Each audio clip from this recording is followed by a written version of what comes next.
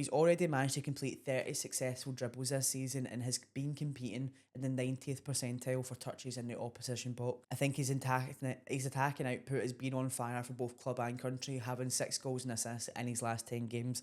And I think he's just so far been one of the most dominant forces in getting Spurs up there and getting them in the opposition box trying to score goals. Like any Thomas Frank winger though, he does work hard off the ball as well, completing 29 ball recoveries already, putting him in the 92nd percentile for that alone. So he again is just showing how much of a workhorse he's been getting up and down that right hand side, going forward and defending for Thomas Frank, which I think is the kind of player that Thomas Frank needs and wants. He's what he expects from his players. And yeah, for me, I just really have found Kudus to be one of the most enjoyable players to watch this season. As I said in the little bit of the intro about him, I think the ball sticks to him like his foot's covered in glue. I don't know what it is about him, but he just seems to get past everyone. And I think more than anything, in a place where we're seeing players pass the ball a lot, it's just nice sometimes to see someone like Kudus who's always going to try and take the most direct driven dribble past someone. So yeah, I've been really excited by Mohamed Kudus this year, and I'm excited to see what else is left to come from him at Spurs. Moving into someone that again, like the same as I've said about all these signings, a lot of them did kind of go on under the radar in terms of how important they were going to be for the clubs. Of course, we knew the Hugo Ekitikis and Voltamadas and Donnarummas were always going to get a lot of the eyes on them, given the price tag and just given the stature of some of the players there. But when you look at the likes of Malik Chow being able to go under the radar, you look at the likes of Robin Roof making his way to Sunderland, and then for me, no one really as much as someone like Adrian Truffert, who made his move from Rennes to Bournemouth for just over 14 million. And in a summer full of plenty of outgoings with Bournemouth, I think rightly so, lots of us had questions on how they were going to play out this season. We all know the players that they lost, Steenhuisen to Real Madrid, pretty much that whole back line got turned over. And yet they've still managed to further solidify and prove the success of the Bournemouth recruitment model as they bring in Truffert, who's made an incredible start to his season, again, like the others on this list. Not only has he managed to solidify that defence, winning 33 duels and 34 ball recoveries, but he competes in the 85th percentile for chances created, and that's a left back saying that. He already has an assist this season, and we've seen it with Semenyo on fire down that left hand side. I wonder how much of that is facilitated by Adrian Truffert and his work, and how much he's able to cover and support, help defend, help attack. Because when you look at the heat maps against someone like Fulham, like what I'm going to show you on screen now, you'll see it. He's right up there with him, pretty much as like a second winger, and allows Semenyo to come in that a little bit more. So I think that Bournemouth again have managed to find themselves a real winner, not only just for the whole team, but in particular for bringing the best out in Semenyo. And we've seen that so far this season. Coming into second place, we get into the man of the moment with his late winner against Liverpool and his long-awaited arrival in the Premier League. Esteval has been electric at just 18 years old in his first season here. With Cole Palmer suffering from this kind of repeated groin strain and Esteval being in such fine form for Brazil and for Chelsea, it does give us a question about how much he's going to be able to start over the next while. So far, he's managed 1.4 shots per 90, which puts him only behind Liam Delap, but by far his best quality is dribbling, where he outshines any other Chelsea winger with 3.4 successful dribbles per 90, compared to the next best, who's Jamie Gittins with 1.7. So far, he's really been able to be the kind of standout performer when it comes to getting Chelsea up in attack. We see these other new recruits for Chelsea not quite working yet, not quite been able to stand out in the Premier League. Esteval, just 18-year-old, is.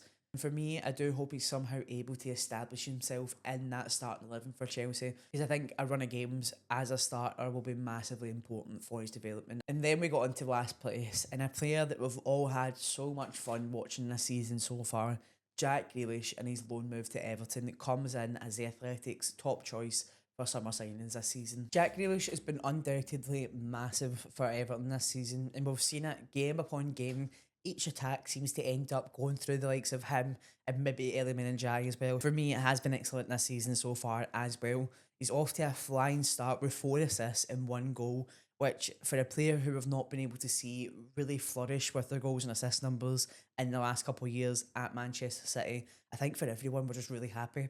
I think we're really happy to just see him being himself. And when you consider the amount of chances he's put on a plate for the likes of Beto, who hasn't been able to finish them, those numbers could be higher already.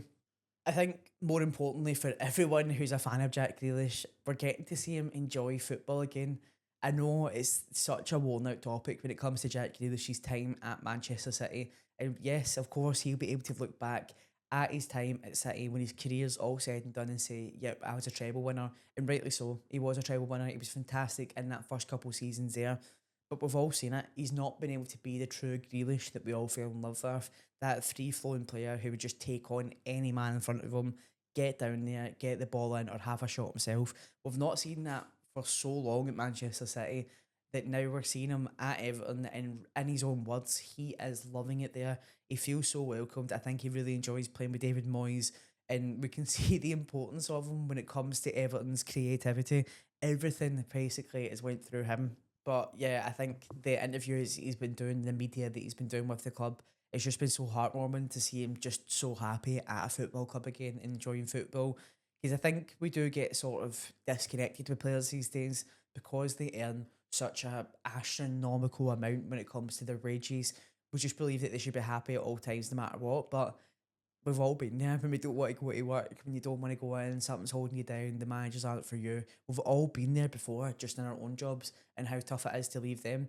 When you're contractually obliged and in the media in front of millions, it is hard. It's hard not to be enjoying where you're at the minute. And just because these players are so well compensated doesn't mean that that just fixes how they actually feel when they play football.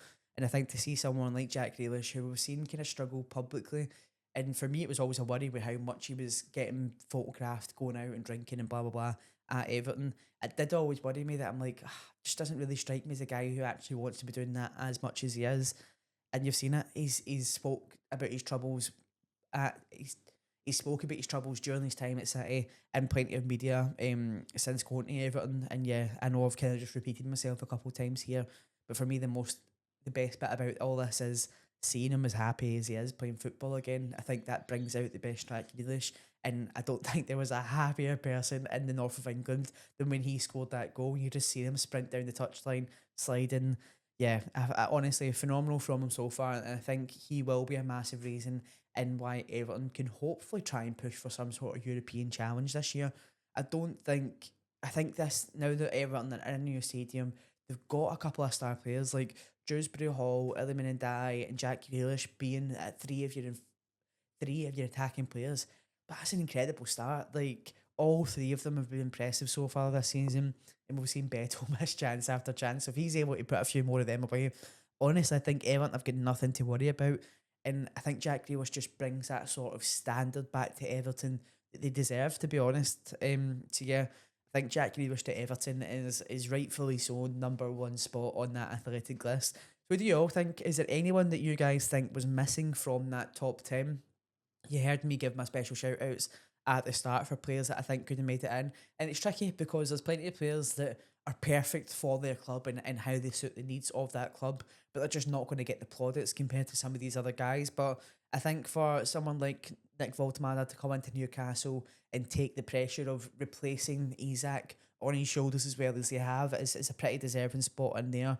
For Robin Roofs to prevent almost 3 goals already for Sunderland, that's massive. He's probably saved them at least 6 points in the process. You've got someone like Jack Grealish that's brought the fun back to Merseyside and brought the fun back to, I was going to say Goodison Park, but it's not. It's the Hill Dickinson now. But yeah, I think this is a really exciting list, and I think we're lucky as Premier League fans to get to see these players in this league.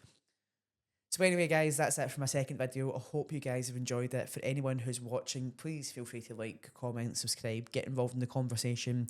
Who would you put in that list instead? Is there anyone you would have taken out? For me, I would have moved Longshot. I would have Longshot staff. For me, I would have moved. For me, I'd have moved Sean Longstaff probably down a couple. I don't think he's been important. I don't think he's been as impressive, should I say, as Hugo Ekitike or maybe even Voltemada. But yeah, I'd probably move Sean down a little. But I still think he's deserving of being in here. So yeah, what do you guys think? Let me know in the comments down below. And I'll see you guys in the next one. Catch it.